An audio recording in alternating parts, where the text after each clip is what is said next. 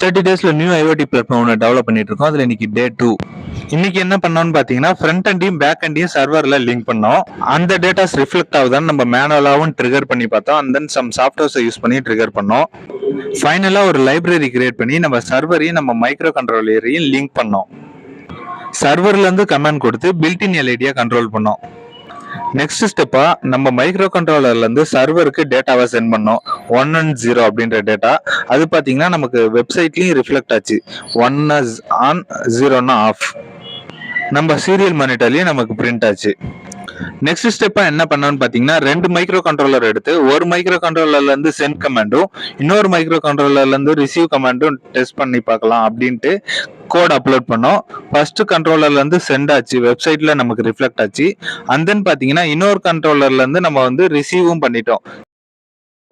Library complete பண்ணியாச்சு. Follow for day 3.